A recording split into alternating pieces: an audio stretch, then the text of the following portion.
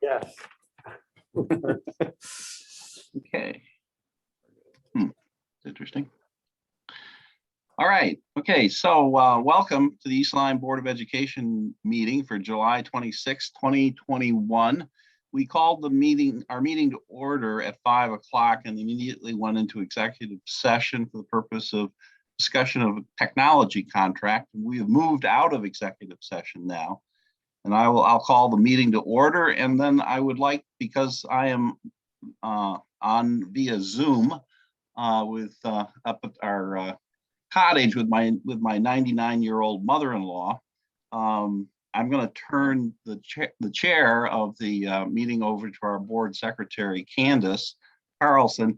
And Jamie, are you going to graciously fill in as secretary? So I will stay on and be a participant and a voter if necessary, or if it's needed. So with that, Candace, I'll turn it over to you. Great, thank you, Tim. If you'd all please join me in the Pledge of Allegiance. Pledge allegiance to the flag of the United States of America and to the republic for which it stands, one nation, under God, indivisible, with liberty and justice for all. Thank you so very much. And welcome everyone to an in-person meeting. It's nice to see all of your faces. I'd like to start with the public comment. And before we start, I just need to go through the rules that there are 3 minutes per person. We have one visitor tonight that is going to read a statement from her daughter who just could not be here. So each person has 3 minutes to speak. I hope you can hear me back there. Just saw you let go like that. Okay. So if you would like to come up to the podium, anybody to start? Name and address, please. That's all I asked for. Yep. Well, this is for Karna Hopkins, 11 Loose Avenue, Niantic, Connecticut. I'll read this letter. Bear with me. I've read it. Okay, I'm writing to communicate my concern regarding the board's decision to bring in the Equity Institute to conduct surveys and hold instructional professional development. First, the role of the plan came at an extremely chaotic time. The school's parents, guardians, and students were in the midst of conditions none of us had ever seen. Personally, my focus was on getting our kids safely back to school during a pandemic, while also working full-time as a teacher. There is no doubt we are all in survival mode. Surely this isn't the best time to introduce via email such a major undertaking. It seemed short-sighted to begin without significant communication with and between the board, administrators, teachers, and parents. Without earning the trust and buy-in from all these groups, you risk spending the valuable resources of time and money on an important undertaking, making our schools as welcoming and successful as possible for all students, without deep and dedicated involvement from its participants. Next, the survey the Equity Institute put out to all our students was not adequately adjusted for students surviving during a pandemic. I found many of the questions to be misleading and potentially very confusing for a student who is attending school part-time while wearing a mask. For example, there were a few questions which asked about feeling comfortable and welcomed at the schools.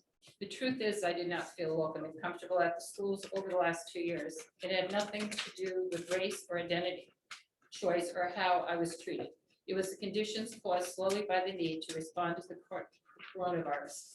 It seems probable that a significant percentage of students surveyed would not be thinking about school as a welcoming place during the time period for the very same reason.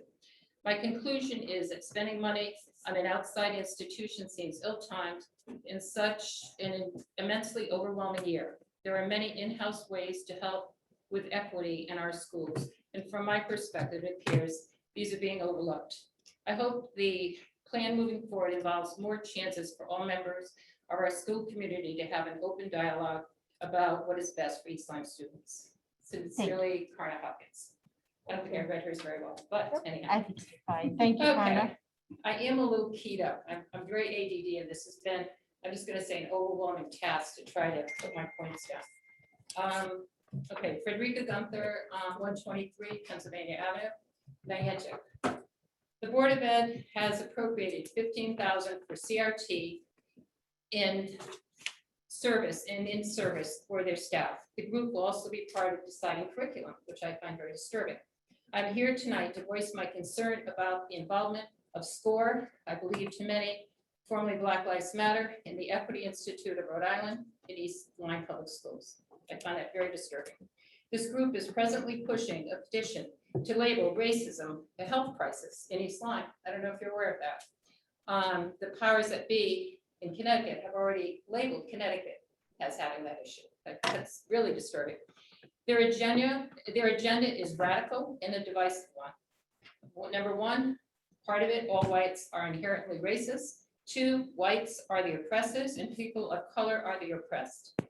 These groups are racist in the fact that they judge people solely on their skin color. And that's a racist thing. They seek to divide the United States. If you do a lot of research on this, I don't know if you have, you will find a lot of this. The present administration is promoting, and I mean the Washington administration is promoting CRT and has tied federal funds to the teaching of CRT. Connecticut is a local state and is of course supporting it. I have to believe the board cares about our children, and I can only imagine how difficult it would have been to reject this group.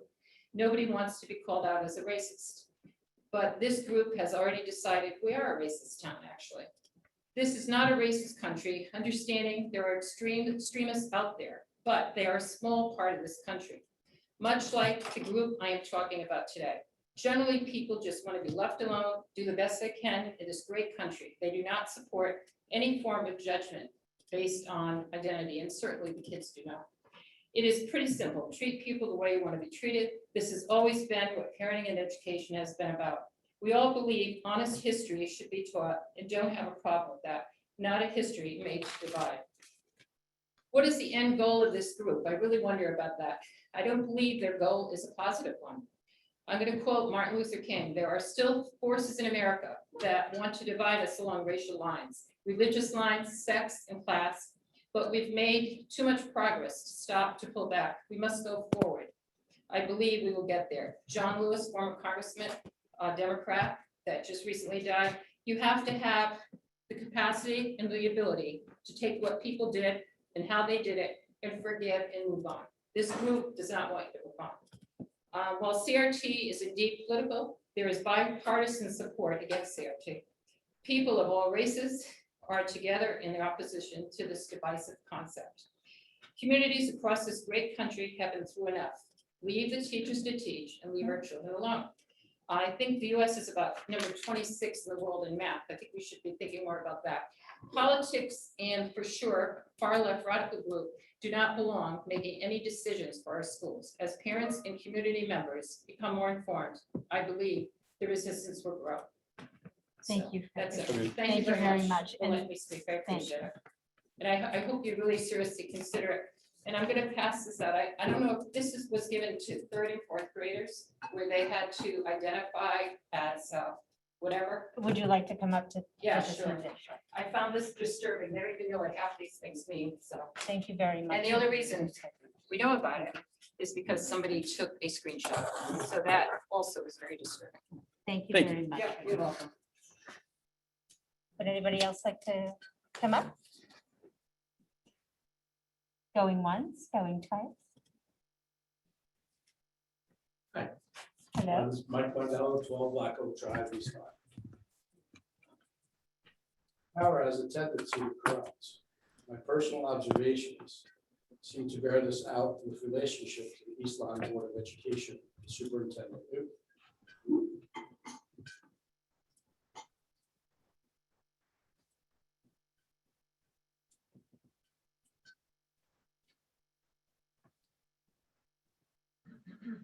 In a correct role, and in my experience, the superintendent serves at the pleasure of the board, and the board serves at the pleasure of the taxpayer. The board chair seems to believe the board serves at the pleasure of the state. He told me that. My observation shows a breakdown in the chain of command. Being a former nonprofit board chair and vice chair on a few different boards, I have some experience with this. But I'm quite sure many of you in our town have much more.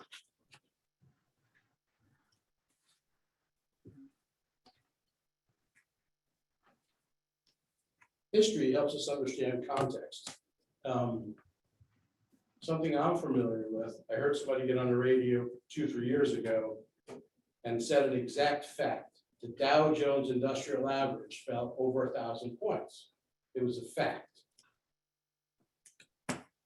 They sounded like they had their hair on fire, and it upsets me knowing something about this. Because historically, it's not accurate. It's accurate, it happened. The day that that happened, the Dow was at about 26,000. That 1,200 point drop was about 4.7%. To put that in historical context, I could say the Dow Jones fell only 500 points on Black Monday, 1987. Right? The Dow was at 2,000 on Black Monday in 1987. That was a 25% drop in one day. Historically, the stock market falls 10% once a year, 5% twice a year, and somewhere around 18.8% once every 4 years. So that fact was taken dramatically out of context in that statement. You need history to understand context. The East Line Board of Education removed the titles of our holidays, exterminating our history. This is our history. It's good, it's bad, and it must be retained.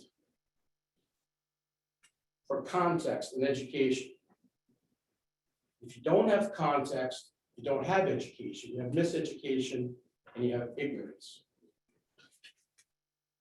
Labor Day, Columbus Day, Thanksgiving break, Martin Luther King Day, Good Friday, and Memorial Day were removed. They were on the calendar 2020 to 2021, and now it says holiday. Holiday. 4/5/2021, the East Line Board passed and approved a diversity strategic plan.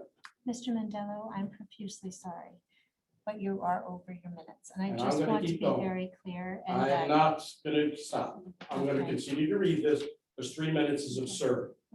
The group had much more time. They had 23 minutes, and it used to be 5 minutes up until today.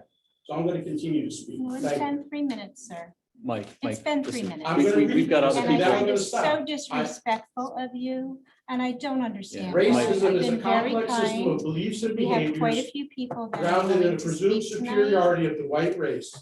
These beliefs and Mike, we're behaviors gonna have to are call point conscious of and order. unconscious, unfortunately. personal, institutional, and result of We the can oppression go to the next of people of color and benefit the dominant group, whites. Point of order. A It's a simpler point of All right, order. so we definition just have to is call racial point of order, prejudice and I'm very equals sorry, power plus sir. racism. This Point is of your order. definition, At nobody 5:43. else, of racism. And 3 minutes is absurd. I, Absurd. you, sir. Sorry. Thank you very much. Thanks. I'm sorry. Somebody's phone? Oh, my. Thank Yeah, you. thank you. Mike. Thank you. Would the next person that would like to please stand and speak? We have one on Zoom too. Yes, we will not forget about that. Please. And again, I know that the rules are hard and I'm very sorry, but I just please be respectful of each person, please. Hi. Hey. Hello. I'm Jason Deagle, 5 Kindle Place. Welcome, Jason. Thanks. At a town meeting not long ago, I saw Mr. Newton, the superintendent, kind of get blindsided by a couple of irate townspeople. And I understand that being a public figure, this is kind of part of the job. I'm sure Mr. Newton felt very at ease dealing with these questions and comments, but afterwards, I felt compelled to reach out to him. Thank him for the service that he's provided our town and all the hard work he's been doing. And now I'd like to take this opportunity to do the same to you all. So let me start by saying I'm the chair of the East Line Democratic Town Committee. I also serve on the Inland Wetlands Agency here in town, so I understand what it is to serve on a board. I understand the rhythm and the meter of municipal ongoings. But more importantly, I understand your conviction and your desire to serve, and I very much appreciate them. And I'm glad that they have led you to the elected office which you hold today. I'm also very pleased with the direction the board is taking on the diversity, equity, and inclusion fund. My wife and I are both teachers. We both participated in the equity audit. We thought it was very professional, and we're both confident that the results will adequately reflect who we are at this moment in time. My children both took the survey. The experience generated discussion, introspection, and learning in our house. I believe the board is making substantive moves in the right direction. And I know that we, as a town, are a leader in the region with these efforts. Now, whenever any large entity moves, it generates friction. As I'm sure we're all aware, friction is being generated. Some people see what is happening against the backdrop of a larger cultural war and somehow conflate critical race theory with our diversity, equity, and inclusion efforts. They are not the same thing. Critical race theory is a scholarly body of work that dates back to the 1970s. It is quite different than what we are doing here in East Lyme. If you'll permit me a minute of metaphor, I've compared teaching and learning about racism to the same as teaching and learning about fire. At some point, AP chemistry students might find out about the irreducible elements of ignition and combustion. But all students should learn about fire safety, prevention, its destructive capacity, the way it's shaped human evolution.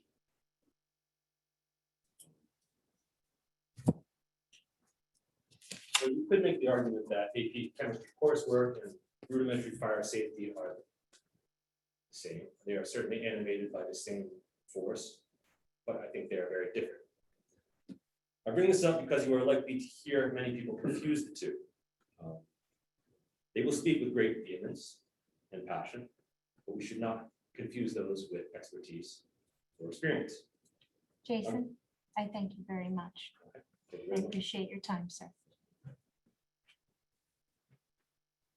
For the next person, I'd like to please stand and speak.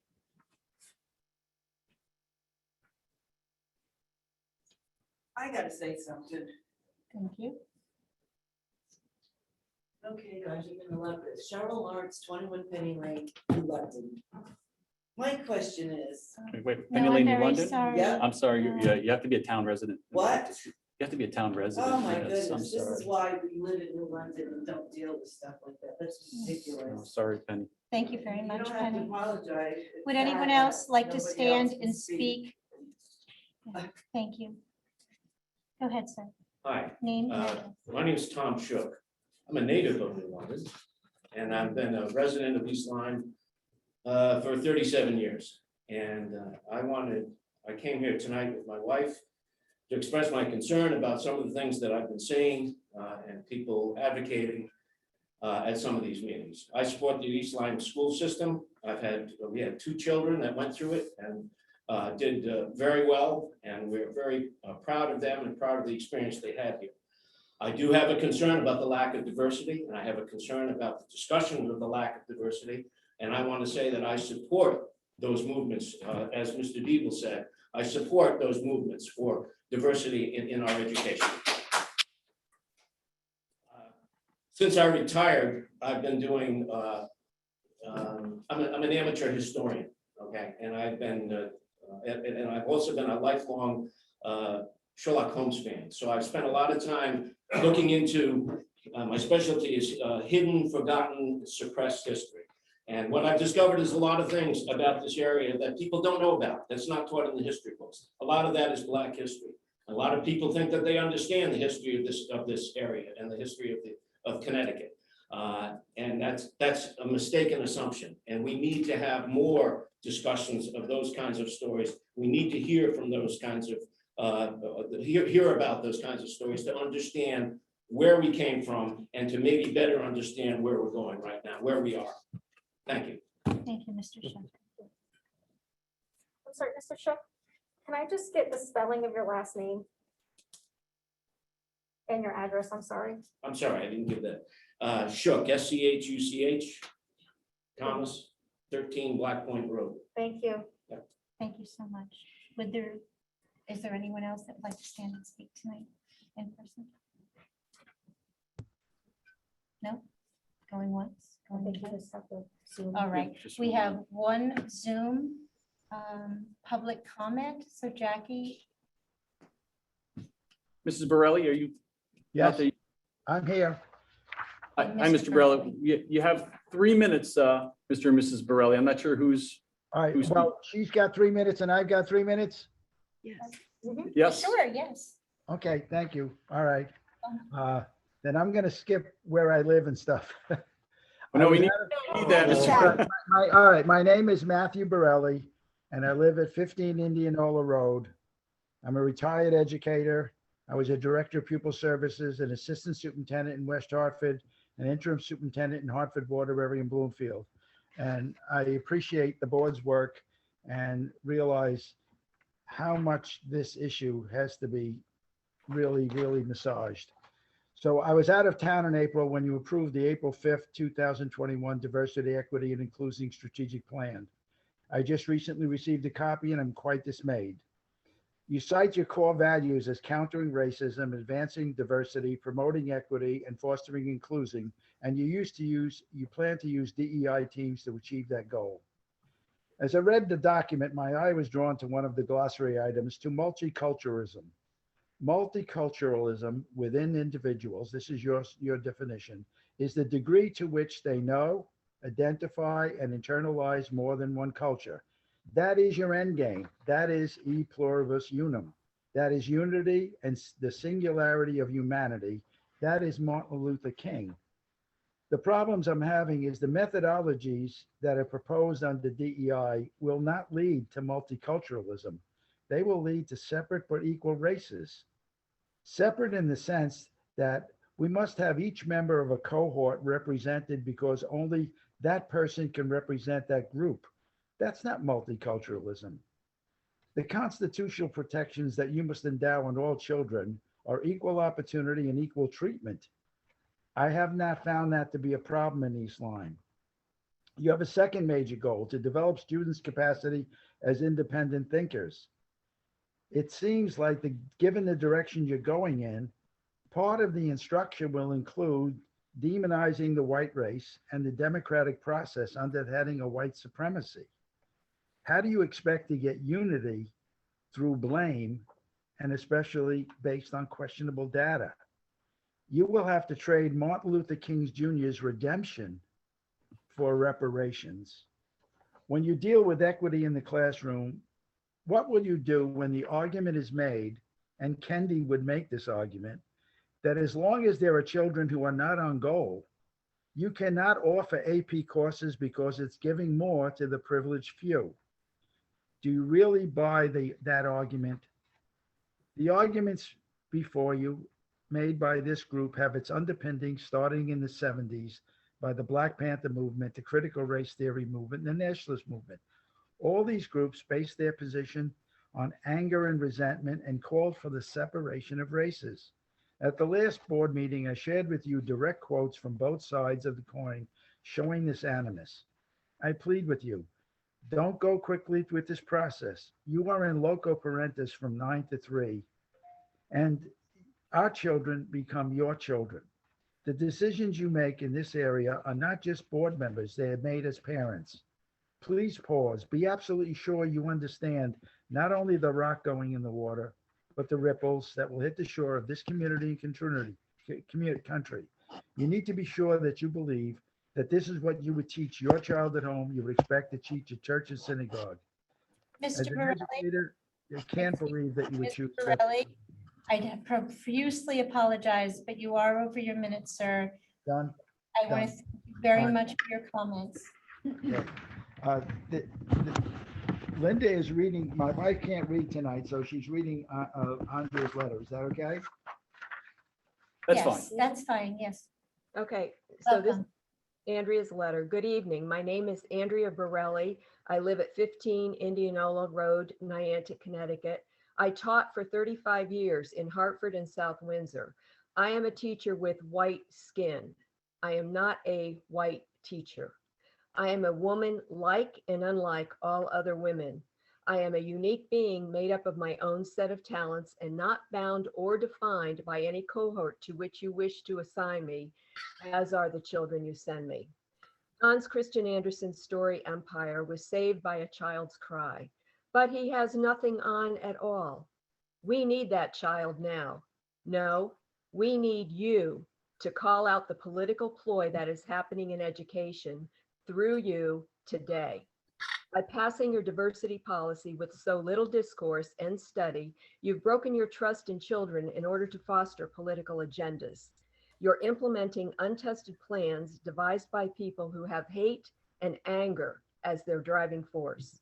You want me and the community to believe that you believe, after doing due diligence, that my children whose skin was Black would have been better served if my skin was Black, that I believe that all races are different from each other, but totally alike within their group, that I spend my time plotting to keep non-white people down so white people can succeed, that race alone defines a person and only those in that race are kin, that knowingly or subconsciously, I teach racial animus to my family, that I was taught animus by my parents in church and in my neighborhood, that individuals are responsible for the actions of their cohort, even for past actions, that there is a need for diversity in society while not recognizing diversity within a race,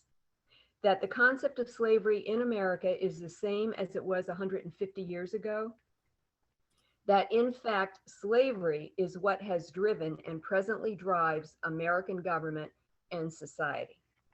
If you brought these issues to court, which of these arguments could be proved? Could they point to Bloomfield, which meets all the diversity goals, and explain why the children score like all other alliance districts that are not as diversified?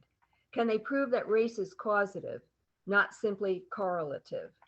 Can they explain why violent crime is perpetrated by those who live in impoverished zip codes, regardless of race?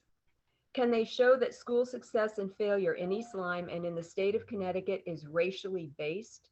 Can they counter the fact that those children failing in schools, those stealing cars, those teens incarcerated are there because of lifestyle rather than race? Can they show why Black children in the suburbs living a middle-class life do as well as their white peers? Can they explain why socioeconomic data renders a different diagnosis than race? Court decisions are based on what can be proven, not just what is argued. I don't believe you spent enough time gathering evidence, listening to both sides. I'm profusely sorry that I have to, Thank you very much. but I thank you so very much for your comments. I do. I'd like to ask one more time, anyone here that would like to stand, please do so. Thank you.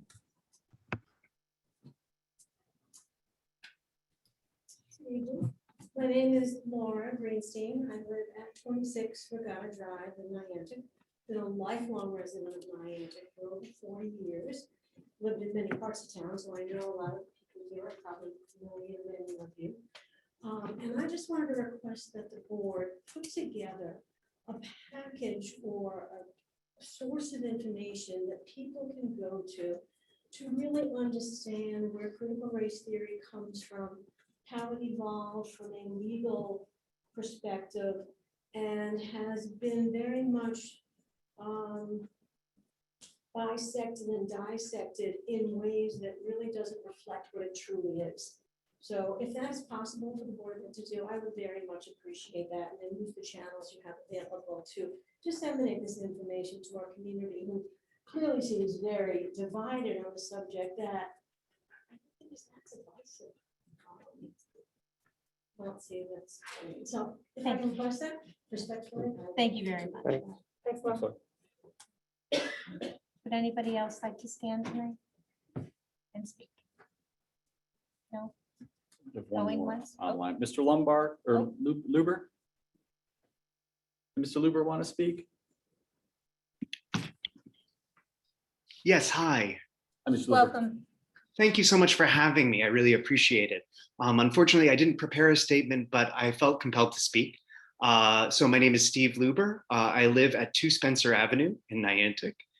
I want to say, as a parent whose children are about to enter the school system there, I support these initiatives wholeheartedly. I find it unfortunate that the nuance of diversity and inclusivity efforts are not understood better. And that what many of my neighbors understandably are concerned about is the result of a very long history that troubles us now. I encourage everyone to read the book White Fragility, because I feel like many of the arguments that have been rehearsed here are in fact a direct result of this feeling that we are not responsible for what our ancestors did, but rather, in fact, we are responsible for making the future better. And it's initiatives like this that I believe will do just that, to educate our kids about literature, art, politics, economics, that issues like generational wealth, like redlining, and all of these other concepts that do reinforce the legacy of racism are very much present today. Not that we are each individually responsible for that racism, but that we are each individually responsible for making a better world. That's all I have to say, but I just really wanted to say I support these efforts and I look forward to good things ahead. Thank you so much. Thank you very much, sir. Thank you. Is there anyone else that would like to speak tonight? Going once, going twice? All right. With that being said, I'm going to close this portion for public comment. I'd like to thank you all for coming in and sharing. And I understand that this is very emotional, clearly, on different sides. But what that man just said is a better world. I couldn't appreciate that more. So thank you very much. With that said, I will move on to the approval of minutes from June 21st, 2021, Board of Education, regular meeting. Can I get a motion? I would like to make a motion to approve the regular minutes of June 21st. Thank you. And before I get a second, or do I do the second? Second. Okay. Can I get a second, please? Thank you. And now. By Eric. Thank you very much. And does anybody have any additions or anything that they'd like to add or feel that has been missed? Going once, going twice, going three. Okay. Can I get a vote on this, please? All in favor? Aye. Passes unanimously. Thank you very much. All right. And we have special reports next. I believe is Mark Bill, sorry. online? Bill, you have to. I am. Hold on one second. Bill, We're here. are you trying to? I think you are. Tim put One me in this abstention. one. Okay, one abstention. Thank you very much. I appreciate that. All right. Mark, welcome to the meeting. Well, thank you, Candace, and thank you, Board of Ed members, for having me. Tonight's comments highlight just the many difficult things that you folks have to do year in and year out. This is especially difficult on the world right now. And you're part of that. You know, policing is a tough thing, and spending of ARP money is a tough thing at the town level. So I commend you all for your service to the town. You serve us well, and I know while we make decisions on the town side, on the Board of Ed side, that aren't always popular and going to have 100% consensus. We rarely get that. We do things for the right reasons, not for political reasons and not for party reasons. We do it, we vote with our conscience, and we do the work that the citizens put us in that place to do. So I thank you all. You all are very deserving of that gratitude from our citizens.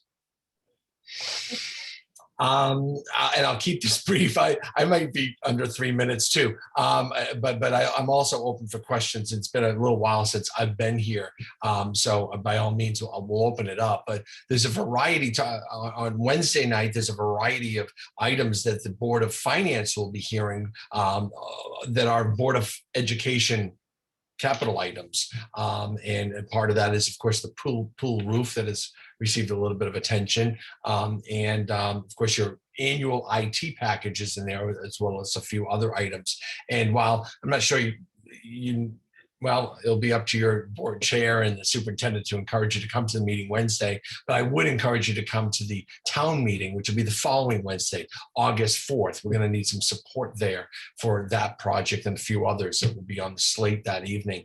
One of them will be the public safety building roof.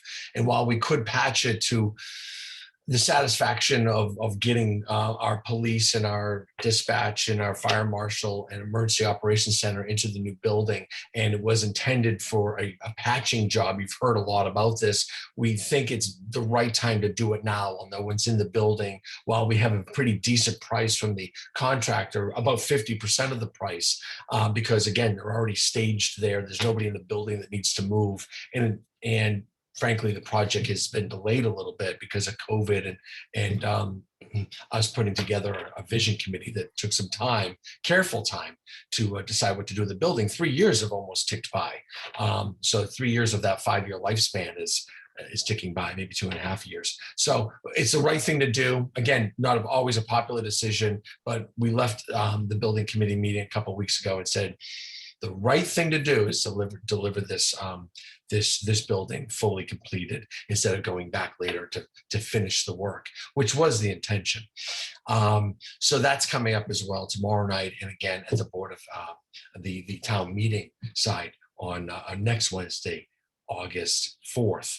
The I-90, the one thing that I was thinking about, what would you be interested in hearing about, is the I-95 project, which will be utter chaos for 2 or 3 years at exit 74, Flanders Road, expanding of the highway, new on and off ramps and all that. That's been delayed for 1 year. I think COVID took a bite of that apple as well. The town has already, the state has already acquired some land for the eminent domain part of that. The mobile station and the famed Starlight Motel is state owned now, and it's still being run, but state owned, and some other properties too that will be involved with the taking of land and therefore the expansion of the highway, which is sorely needed there, as we know, as residents. But that plays into your bus routes, that plays into people, the kids getting dropped off at the high school in the morning and being picked up. That's going to be something that we're all going to work together on to get you through that. We're also working together on some issues with the bus, where we park the buses and the bus drivers' cars right now. And I'm working with the land use commissions that have been a little bit grumpy about that, and Public Works, and see what we can do to make that a good situation. We did talk about parking the buses eventually at the public safety building. Another option would be at the end of Roxbury Road, where we fuel them up right now. And with that area has been cleaned up, we are considering that as well.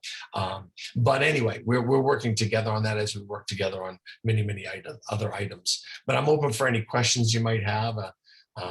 Nice opportunity to meet with you folks, even though it's electronic. Are there any questions? Thank you, Mark. Is there any questions for Mark? No? No questions for you? I know you have a long meeting. It's nice to hear and see you all, and I wish you best of luck in your work tonight. Thank you again. Thanks, Mark. Bye, Mark. Thanks, Mark. Bye, Mark. All right, that brings us to our consent agenda, which we have nothing on, and discussion action items for personnel, we have nothing on. And we're going to go to discussion action items, finance, facilities, and community, which we have 4 sections. 1 to start the discussion, possible action on proposed 1-year contract renewal with Custom Computer Specialists Incorporated, effective July 1st through June 30th of 22. So if you want to speak. Sure. Thank you, Candace. So everyone received a copy in 4 docs of the proposed contract with Custom Computers. We've had a great working relationship with Custom. They've done a marvelous job for us and been great partners in the work. Suzanne McLaughlin is on the call, and you've heard from Suzanne. She's been to some of our other meetings. She's just going to run through a couple slides quick, just kind of give you a quick overview of how the year went this past year. I can chime in, and you've heard some things, and then where we're going for next year as well as it pertains to this contract. So And I know I've already kind of filled you in on some of the information, but Suzanne, are you out there? I am. Good evening, everyone. Thank you so much for having me tonight. I appreciate it. Welcome, Susan. Thank you. So first of all, I just want to congratulate all of you on getting through such a challenging and difficult year. As we know, we were just thrown into a pandemic and a situation where we needed to go completely remote and then move towards a hybrid model, and now moving back towards a fully in-person model. And this really has been a test for all of us. And I just want to congratulate all of you for doing an outstanding job. Jackie, would you mind showing our slides? If not, I can share them. Thank you very much. And if you could advance to the first slide, I'd appreciate that.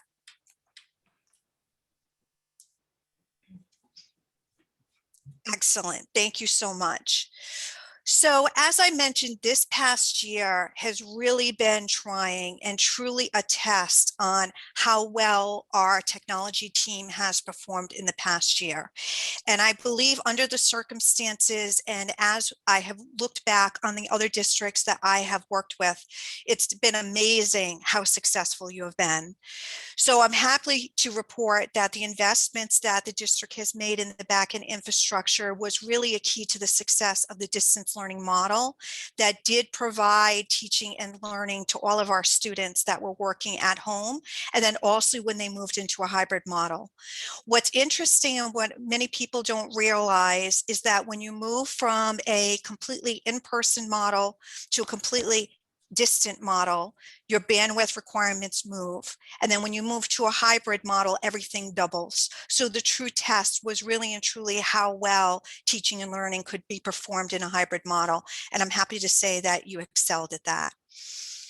This past year, we did a huge laptop deployment. As you know, we imaged and we deployed over 2,200 laptops in a very short period of time. So all of our students would have the devices that they would need to be able to receive that learning remotely, working at home, and then also when they went back into the school. And while all of that was going on, we completed the back end upgrades that were happening at the middle school and the high school.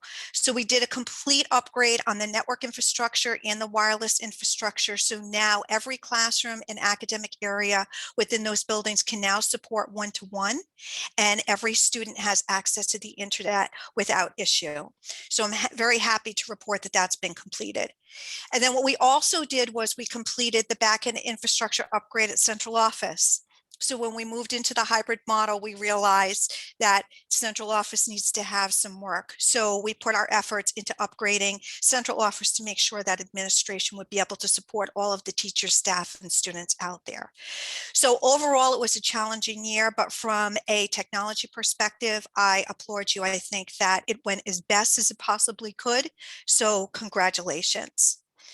Now, as we look forward to the next year, I'd like to talk a moment about the support model. So as you know, and as we've talked about over the past several years, our goal is to provide the district with a very robust and comprehensive support model. We want to make sure we're responding timely to all of the requests that come in, that the team is showing the highest level of professionalism, and that the end users feel good and supported as they're looking for technology help. We are going to continue to work closely with the instructional technology team and make sure that that synergy and the whole drive to make sure that its optimal instruction is getting to our students. Now, as you know, we really and truly hold our regards to a team-based model. We believe firmly, if you ask any member of our team, we stand together, we fall together, we are a team.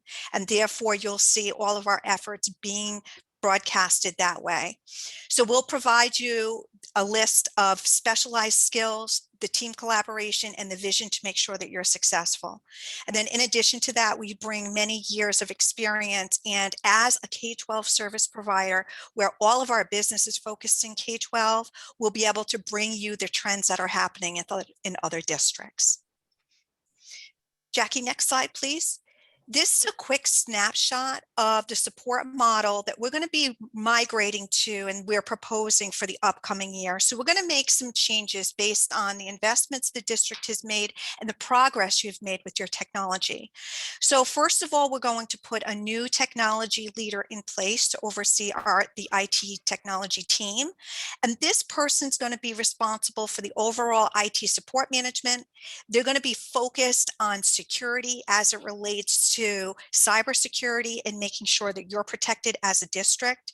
They're going to work with all of your key holders to make sure your technology planning and integration meets what your long-term goals are. They're going to take care of the daily management of the team, communication, and overall manage the technology, hardware, and software that your district requires. This person will be overseeing 3 subgroups. The first group is the group that actually provides our end user support. And as you know, we have 3 full-time technicians that provide end user support in the schools. We have one dedicated to the high school, one that's dedicated to the middle school, and an individual that floats throughout the 3 elementary schools. So that will stay intact. And this team also serves as an escalation for the technology consultants that are out in your schools supporting the instructional technology with your teachers. Alongside our end user support, we have our engineering support. Now, if you recall, in the past 2 years, we had approximately about 146 days of engineering support on site throughout the year. Well, with the upgrades in the technology infrastructure that the district has invested in the last 2 to 3 years, that level of support is not needed as much. In addition, the technology leader will also be bringing very strong technical skills that will be able to continue to carry on the support that the engineering team provides. We will continue to have engineering support rotating through the district. We're just going to limit it to about 48 days a year. And it's probably going to be more than that, but we're just saying that on average. And this group is going to be focusing on your network and your server infrastructure, your technology escalation, and then also any type of virtual support that would be needed from an engineering perspective. This team will make sure that that will be included. We're going to be augmenting this with one new component. So since our engineering team will be scaled back, what we're doing is we're introducing a new component, and this is our custom managed services. And this actually is being added under the E-rate program. So this is augmenting the support contract. And what this team is we have a 24/7 network operations support center that works with our clients and remotely supports and manages the key backend infrastructures to make sure that your technology is successful. So they are going to take on that responsibility, which will also help alleviate some of the engineering support on site. This team is going to coordinate any of the third-party outages that you have. So for example, if there's an internet outage with CEN, this team will coordinate that with CEN. And they will also be monitoring any issues that come up. So if we proactively see an issue, we will proactively take care of that. And if we can't fix it remotely, we're going to dispatch somebody on site. So this is something else that's going to be going on in the background. Jackie, next slide, please. And then finally, some additional services that we'll be providing under the contract is that we will be having a regular cadence of meetings with the stakeholders of the district to focus on tasks, project initiatives, address any issues that may come up, and collaborate on technology needs. And this goes across the district with all departments. We're going to be supporting monthly reporting, volume tickets, and overall KPIs to the administration so they can see the progress month to month. We're going to be reporting the support trends that are out there and what we're seeing in other districts, so that will be able to help and guide you. We're going to have a renewed focus and more involved focus around cybersecurity. So as you know, this is becoming more and more of a challenge. So we're going to have a team that's really going to focus on that for you. They'll be going through your policies, making recommendations. We're going to be performing regular security scans to make sure any of the new vulnerabilities that are out there, we're addressing and patching consistently and provide you that preventative maintenance. So overall, the team's going to be working hand in hand with you on your technology planning and support. And we'll also be working with the district from an E-rate compliance perspective in making sure that you're adhering to all of your post-commitment requirements and processes.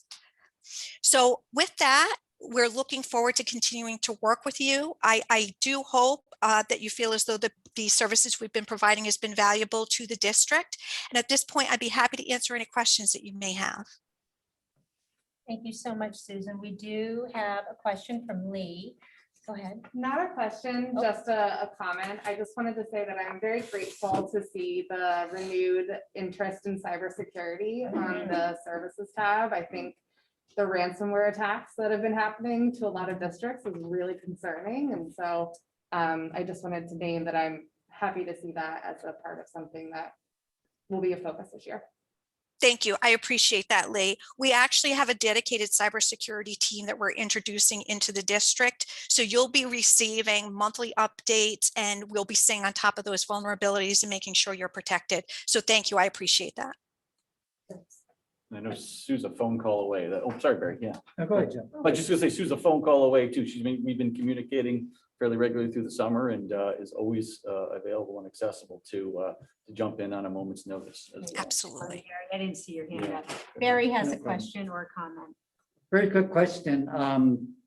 If we look forward on this, do we anticipate being, I don't know what the word is, like beholden to you forever for these technological services? Or do you see a plan to phase out, your involvement and build a capacity, our capacity to take this over? Maybe I can jump in on that, Sue, just to Thank start. you. And this is a one-year contract, one-year agreement. We go year by year. So I think that's something we can continue to, to evaluate. It's fluctuated, Sue, I know, with different types of services. So I don't know if we'll ever move in the direction of bringing in our own team or continue to contract out. I think that's something collectively we need to talk about. So I'm not sure, Sue, if you're doing that, or you've seen that in other districts, I guess, to Barry's question. So it's interesting. Every district is a little bit different. We have many districts that follow the model that you have now. We have districts that are hybrid where they have members of their own staff that work side by side with us. And then we provide a consultative oversight for them. So it really depends on what the district requirements are. Question, no. Just my apologies. I missed the emails about the That's okay. change from 5 to 5:30. So Oh, some no of problem. the questions I have about the contract, I think should have been handled there. And I'll just communicate No those problem. directly to you. But for this session, on the handover, we try to work on the idea of embedding learning in everything students do. And I remember my own experience working with students at the middle school, how great they were at building up their own capacity to help each other out in an end user capacity. So my one aspect of the question is that do you have plans, say, to build up student capacity to serve as end user consultants to each other? So that's certainly a model that we can incorporate into our support model. If the district would like to take that direction, I'm happy to bring forward ideas. We do that with other districts. So if that's something that the district's interested in, I'm happy to put something together for you. That's something we could talk about, Barry. Yeah. Absolutely. Okay. Does anybody else have any questions? Kate, please. What is KPI? It's key performance indicators. So essentially, we'll be giving you a report of how many tickets come in, how quickly they're being responded to, how quickly they're closed out, any technology trends that are going on, whether we feel as though there may be a need for professional development. We may see some equipment that's aging, those type of KPIs we would be reporting on for you. And then secondly, I've talked previously, not with you, but as a board member, that I think it's important for us to integrate whatever we're doing at the school level with the town and with Parks and Rec and the community center as well. Has there been any movement or discussion on that regard? The last year they were working to set up a meeting, an IT meeting, but I haven't heard anything further than that, Kate. So I'm not sure exactly where they stand at the town level. Okay, and what about So- you? Have you had experience? It sounds like you're pretty exclusive. K-12, have you had experience with other towns that are more town school collaborative working together to provide these services? We do. So we're a public sector focused company. So the majority of our clients are in K-12, and we do work with towns and municipalities. There are towns and municipalities that work together. We've got some that we just work with the town or we just work with the school department side, but we certainly have that experience, and we can share with you what we see works and the challenges that we've also seen to make sure it's the best experience possible. In a nutshell, would you describe it as a bonus that you're integrating systems and components by having more bulk services? It really depends on the infrastructure and the support model that's put in place behind the scenes. The needs in a school district versus a town are very much different, but there is synergy that you can benefit from. And there certainly is collaboration and efficiencies that can be learned by working together. Thank you so much. Thank you, Susan. I appreciate your time tonight. This is up for discussion and action, and is everyone ready to? Yes, okay, can I get a motion? I would like to make a motion to authorize the superintendent to sign a one-year contract renewal with Custom Computer Specialists for the period July 1, 2021 to June 30th, 2022. Great. Can I get a second? Second. Each of them. All right, and all in favor? Aye. Aye. Anyone not in favor? Abstain. Passes. Oh, there is abstaining. I missed the discussion in executive session, so I'm gonna have to abstain. No worries. Thank you, Barry. All right. Thank you very much. And thank you again, Susan. Thank you very much for having me this evening. It was very nice to see everybody. Thank you. Thanks, Sue. Thank you. All right, number 2 on the discussion is on the East Lyme High School baseball field drainage evaluation report. All right, Mr. Lund. Mr. Baseball. Lund. I know I'm kind of watching the clock too, because we have to We have to end at right at 6:45. So, because we won't have a quorum any longer, but real quick, congrats to Mr. Lund, who just completed his doctoral program. So I just wanted to put that out there. So definitely defended and well done. Well Yeah. done, Chris. Yeah. so Just want to put that out there. All right, Chris, everybody got a copy of the drainage report. We've got two options. Chris, why don't we kind of will break into both, and we're leaning more towards option number 1, but go ahead. We'll Yeah, turn so over to you. very briefly, I know that everyone did receive, or well, I believe everyone received, whether or not they had a chance to look at it, it's always up for debate. The consultant recommended, after doing a very extensive evaluation of the field, they done several test bits down to 2 feet deep, multiple locations, check the drainage. Chris, could you just speak a little louder?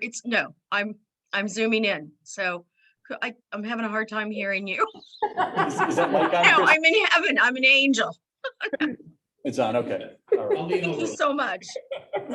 What you're saying is very important. So they did a very extensive evaluation of the field, did both laboratory and physical evaluations. It was actually quite interesting watching them do some of the tests that they did. And when it was all said and done, they found that there were significant problems with the composition of the field. They did come back with 2 solutions. One they call recommended option 1, option 2 is surface rehabilitation. One is basically a long-term fix. Option 2 would be a short-term fix.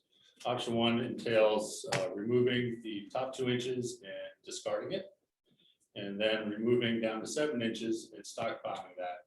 And then they would come in and basically fluff up everything underneath that, so it would drain again. Right now it's not draining.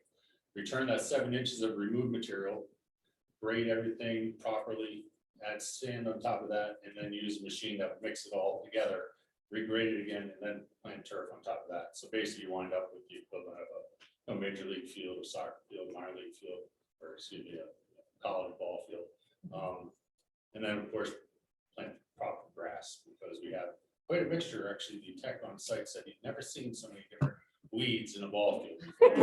So yeah, so just another point about that, other than the price.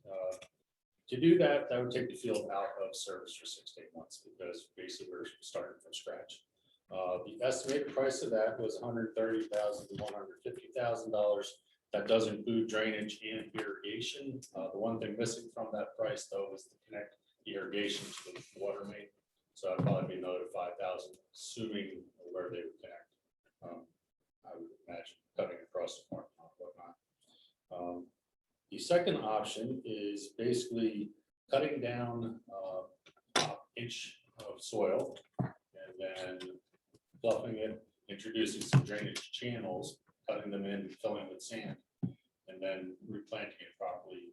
And that doesn't add irrigation, so we still have an irrigation issue. But that would cost about half as much. The field would only be out of service for 10 to 14 weeks. So that what you could do with that is potentially start later next year, at the beginning of the growing season potentially, and still maybe get some time on the field. If you're to take the first option, we really need to be moving on it now in order to get people in the field next spring. So I can talk further about those if anybody has any specific questions. But Can option one be done over the winter months? Can they use frozen ground, or does it have to be like a warmer cycle? it really should be done before the growing season ends, so that we get seed sprouted, basically. So they can do frozen ground? You really can. Okay, No. that's, I just wanted to make sure we clarify. Not that So, much, because they have to remove all. right, that's why I'm, okay. And I just want to make sure I'm reading this correctly. Regardless of option one or option two, there would be the additional maintenance of 5,000 to 7,000 per year. That's regardless of which option. Yeah. That's their recommended service plan. Okay. We already do about 3,500 on the field as it is with all the fertilizing, overseeing and whatnot. So if we were to use them, it'd be a little bit more than what we're doing. But we could adopt their practices if we're not doing something that we provide. I'm in full support of the permanent fix. Yeah, So we're seriously. clear. Not that there's a question. No Band-Aid. Go ahead, Eric. I had a few questions. So, did we, or can we bid this out to other, like, or this is who we go with? In other words, They don't provide construction services. This is, they. this is their recommendation. recommendation. And then, We oh, would do bid we, it go to bid. oh, and do we have some people that we, They have several companies that they would refer to, so we put out the bid. And then got it. we would get whoever bids on it. Okay, okay, and that's what their estimate is, 130 to 150 based on that. Okay, that's good. And then this might be executive session, but do we have recourse against the previous group? Or, and I can take that, Yes, yeah. is that an offline? I don't know if we're allowed to do that publicly, but yeah, we can we at least check Can we get a into refund? recourse? So we get a refund, yeah, exactly. So I think Eric has asked me two questions. So we get a refund. We do have an issue with turf out there that we talked about previously. Whether or not their service provided was adequate. Just sort of decide the question that the field itself would support anything anyway. So, yeah, there's a discussion about that, which we take offline, but if you're asking about the field itself, that's a deep question. Okay. There's Yeah, like a that's great. And then, last question, I can't remember who came from the Board of Selectmen, but somebody had said there may be funds from is it ARP or something where they may help for the baseball. What's that? John has said the Clint has said that, but I don't think that's possible. Okay, well, Well, something is there any, something that we can look at, is there a possibility for the town to fund this? Not Chris is like, asking am I you for supposed to that, but answer no, that? not looking for an answer, but I can check. we But I check think we should with check. that? Yes. I can check if the first selectman is still on the line. I'm still on the line. We've determined that probably is not available. Initially, we kind of thought capital projects like this and other items would be available. Then there was a pretty conservative approach by the U.S. Treasury that the town would use a different approach, or all towns will use a different approach. This won't qualify fixing a baseball field, tying it into COVID. and probably would need to come from your funding anyway. I mean, or, you know, if we could do it, I'd do a joint share. I'd figure out a way, but I don't think from our side, we're confident that we're going to be able to do that. Thank Okay, you, Mark. thanks, Mark, Claire. Well, I think it's clear we're going to have some more conversation, but I feel pretty good about having something substantial as far as moving forward. And so, sorry, I did have one more. So in terms of timeline, it's July 26th. If you get some type of agreement here, then we put it out, or I don't know if you need that, we put it out to bid. Hopefully get bids in the next few weeks or month or so. And then, you know, can we actually start this if we kind of go forward by I think we have end of time. September? I think we have time still to get the work done before we lose growing season, but Okay. it has to move very quickly. Public funding system, which is sometimes not. Yeah. as easy. Yeah. So We gotta get to town. I think we would have the, I don't know if we would be able to get on the field first thing, but I think we would probably be able to get, if we get done this fall, have at least half the season probably on there. See, that's what I was hoping, that at least the back half of the season, that you can get some I have to games. say, as a baseball mom, Bradbrook wasn't a bad place to play baseball. That's what you said, It yeah. was really, really, really nice place to play baseball this season. They take good care. I'm just saying, it was, Yeah. it wasn't bad, Okay. and we were able to space out, and it was a nice field, the town does a great job on their field, so it wasn't a bad place for the baseball team this year. Thank you, Jamie. Thanks. Go ahead, Kate. Well, I'm wondering if that would be a third option, that we consider this a practice field and have the Brybrook or Pets or Powerful, whatever it's called. Brybrook, but I don't think the kids would want to practice here and play at Brybrook. No, just asking, it's an option. No, I we know, I can't- just, I think that's an option. So. I you don't know, think we could use this as a practice field in its current condition. We No. still have to make. Okay. It's, if We have to we fix said it. we It were has gonna to do that, we would have to at least do option 2 because there's still problems remain with the drainage in the outfield, and that's why we had a lot of hummocks. I And I think understand. anybody that was From running my out there. understanding though, Chris, and congratulations on your, is it PhD or EDD or? Congratulations. I'm just wondering if, it sounds to me like it's always been a problem, like it wasn't necessarily put in the best spot and that it's going to probably continue. Are there any guarantees with how we would move forward with this? Because it doesn't sound like it's going to be a permanent fix, a permanent solution. I don't know the full history of the field. From what I gather is actually what I'm told was in really good shape until a point. I heard it was just like 1 or 2 years it was good, and after that. Yeah, so I don't really know the full history behind that. There's somebody else. does. I thought we had history that someone came in and talked that we actually won awards for that. We did. The field used to be, Yes. yeah, previous to 10 years Stellar. ago, the field was excellent. Something happened to the mix or whatever that was put in when they tried to raise, I think, left field. And that's where the issue's been ever since. And it's deteriorated as we've gone through each year and gotten progressively worse. May I just say that this is for Yeah. discussion, so this is going to be coming back to us Yes. because there's Yeah, no we're gonna bring it action back. on it for tonight. Yep. Is that clear? No, there's no action. It's just for Okay. discussion to give a quick overview. Where we're at. Yep. No, I think, I find this very interesting in the fact that it was good at one point. I didn't read the entire report. It was pretty detailed, a lot going on there.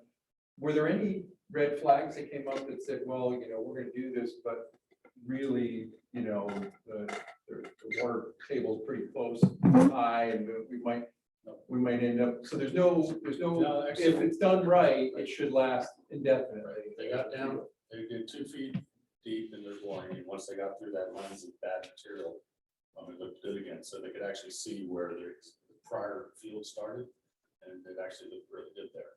Okay. And again, I think why that was leveled is, as I was told, it just sloped so badly out in the left field that if you're playing in left field, you. And really see the assuming we do catchers. it right and do better drainage and irrigation, then we should be in good shape.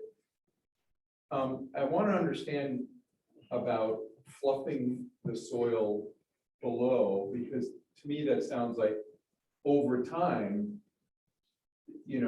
that would mean that this wouldn't last indefinitely. Like at some period in time, the soil gets Well, I think compressed or filled with whatever, and then needs to be refluffed. I think part of that is a result of the fines migrating from the other material over over time what was placed on top, compacted into it, and then moved the water on top of that, forced that into the pores at the lower level.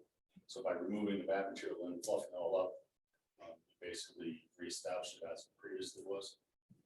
You're adding sand into that too, right? You're mixing sand in. And they're mixing Yeah. sand. So it should remain stable for some reasonable amount of time.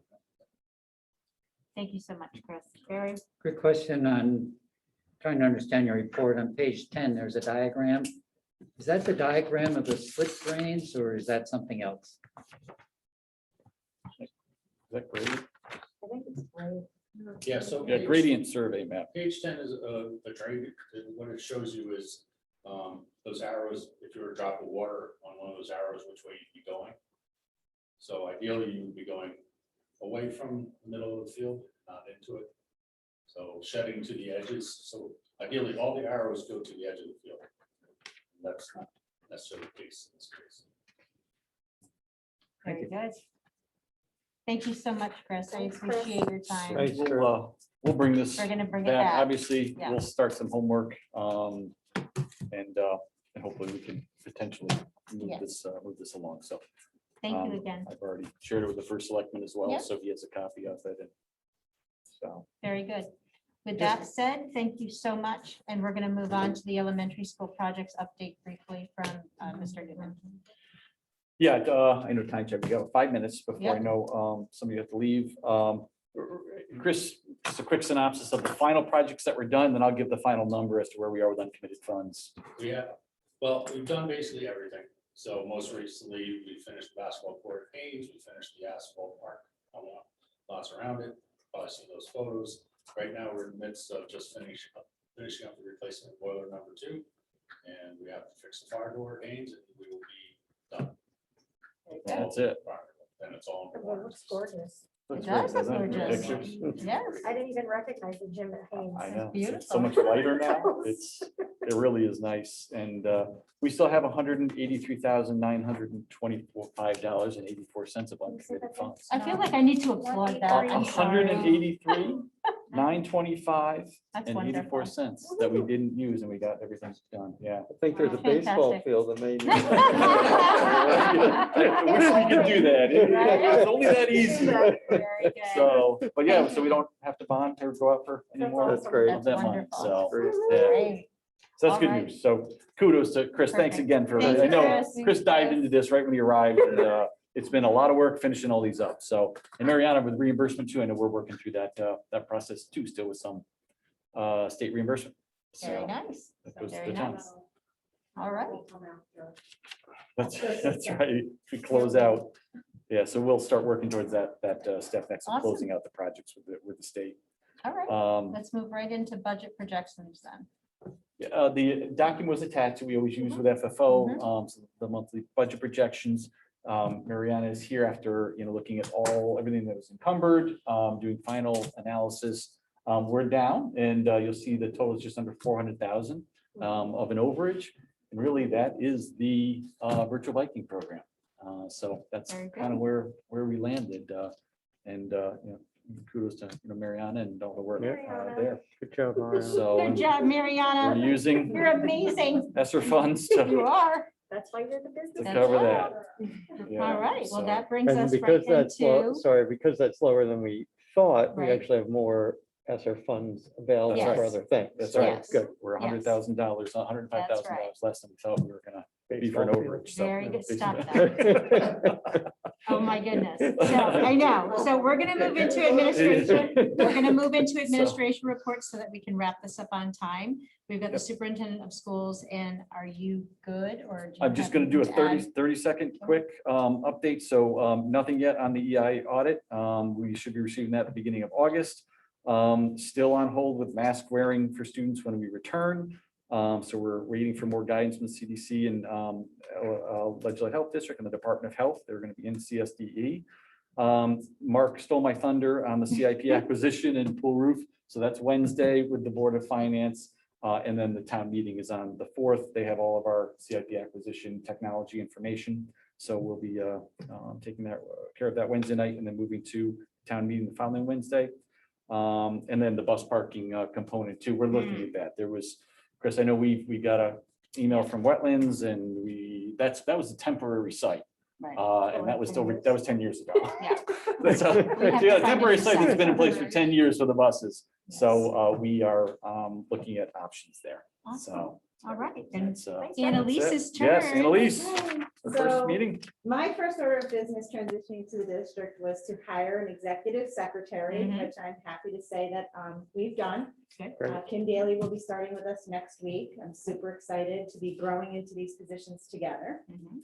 And the prospect of that is very exciting to me.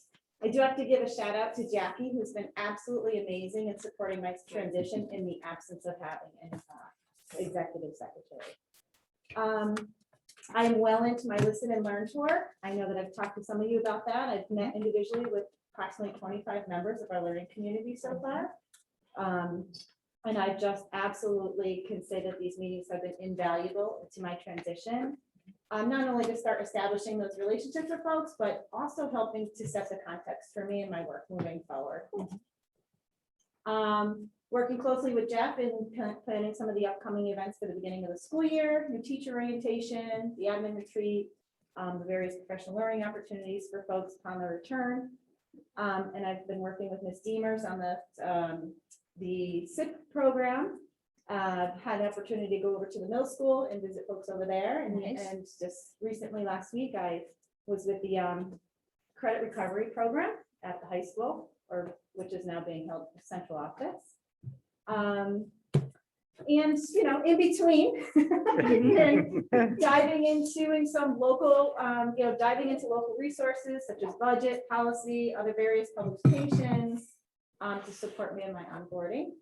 And lastly, just working with the ongoing curriculum and professional development work that was established before I knew that. So just supporting that work and being visible, rolling up my sleeves and working alongside folks who are, really working hard to revisit and re-energize our curriculum cycle, which kind of got put on pause due to COVID. So it's a great work happening here. I'm super excited and I get more and more excited each day. We're excited to have you, Annalise. Thank you. so Doing a great much. job. You're doing a great job. Thanks. And Mariana, you're up. Yeah, just really quick, and there's definitely just doing home working on the year end, close of 2021. Got the big report due in September with the state for EFS, so hopefully getting that done mid-August, and then rolling out time and attendance district-wide starting September for all hours. So that'll be Very good, very good. I know that committee reports, academics, athletics, and activities, we are going to be meeting very shortly Yes. to kind of set up a plan and for dates and times, finance, facilities, and operations. I don't think we've had anything, correct? No, yeah, we're gonna No, be, we'll and need to schedule. Yeah, one yeah. very soon. Policy Yep. and review committee. I know there's something coming up. Yeah. August 12th. Okay, and we are going to move to board comments. Does anybody have any board comments for tonight? I have a question for Annalise. I believe Barry was first and he raised his hand. I saw it to the left of my eye. So please go and then. Very Kate, you're quickly on next. the budget, I think that there are questions on that deserve more than like the discussion we had tonight. So if it's possible to put that on the agenda down thing or figure out another way. Absolutely. Yeah, we'll bring it back, Barry. Okay, Yeah. thank you. Thank you so There's much, also, Barry. we can put it at FFO if you want to come to Yeah, FFO, because we only have, That's true. FFO is only 3 members, I so don't we really always have care. I mean, just, space. Okay, Okay. yeah. All right, great. Go it's ahead, just Kate. how sometimes if I come to FFO, I can't talk because I'm not. on the No, committee. we only have 3 members, so we can have 2 people. Leave space that there are, we can have 2 more, so you could, we could get you, either way, whichever, Yeah, and whatever specific works. questions, Barry, Mariana, Yeah, we can hop on a call with you too, if you get some specific questions. Sounds good. 4 members of FFO, I think it's Jill, Jill. myself, and Tim? I think. I believe it's Tim. And, Kate, did you have a board John, comment? John.